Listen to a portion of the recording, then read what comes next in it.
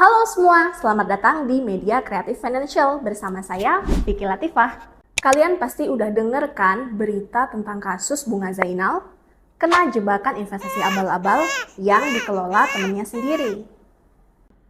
So, di video ini saya akan bahas tentang cara mengenali ciri investasi abal-abal dan gimana cara ngehindarinya. Ciri utama yang hampir ada di semua investasi bodong adalah too good to be true, alias tawarannya sangat menggiurkan. Bisa berupa profit yang sangat tinggi atau jangka waktunya pendek. Misal, sehari atau seminggu udah langsung dapat profit. Atau tidak adanya risiko. Pasti untung, dijamin untung, gak akan rugi. Dan seringnya, investasi abal-abal menawarkan ketiganya. Ciri yang kedua adalah tidak adanya izin resmi. Untuk investasi di aset keuangan kayak saham, obligasi, reksadana, bahkan cryptocurrency, pastikan perusahaannya sudah dapat izin dan diawasi OJK. Ciri ketiga biasanya ada tekanan untuk segera berinvestasi. Penipu biasanya mendesak kita untuk segera mengambil keputusan dengan alasan kesempatan terbatas atau bonus khusus kalau kita bergabung cepat. Ini adalah taktik supaya kita tidak berpikir panjang. Pertanyaannya, gimana caranya menghindarin investasi abal-abal? Ini dia beberapa tips yang bisa kamu terapin. Pertama, lakukan riset mendalam. Sebelum menginvestasikan uang, cari tahu dulu tentang orang atau perusahaan yang akan kamu investasikan. Cek ulasan, track record, apakah produknya sesuai dengan profil risikomu? Apakah ada keluhan dari investor lain? Pastikan kamu benar-benar memahami produk investasi yang ditawarkan, termasuk risiko dan mekanismenya.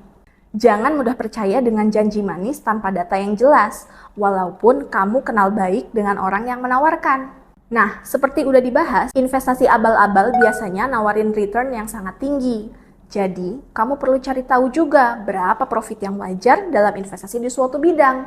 Misal, investasi di aset keuangan. Kalau mengharapkan imbal hasil 3-5%, kamu bisa pilih deposito.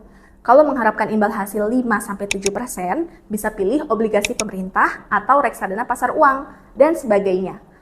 Tentunya, semakin tinggi peluang cuan, semakin besar juga resikonya. Di saham, umumnya bisa kasih 10-20% setiap tahun. Walau tentu kadang bisa melambung tinggi sampai 100% yang biasa disebut beggar, atau justru terjun bebas sampai minus.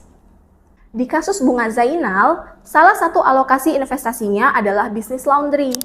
Ada yang tahu berapa persen profit yang wajar untuk bisnis laundry? Coba tulis di kolom komen ya. Tips kedua, jangan keburu FOMO atau fear of missing out. Jangan terjebak dalam ketakutan akan kehilangan peluang. Investasi yang baik tetap ada dan bisa dipelajari tanpa terburu-buru. Tips ketiga, konsultasi dengan ahli keuangan. Kalau kamu ragu, jangan sungkan untuk bertanya atau konsultasi dengan ahli keuangan terpercaya. Kami, perencana keuangan profesional, bisa membantu menganalisis apakah suatu investasi layak atau tidak. Terakhir, gunakan insting dan intuisi.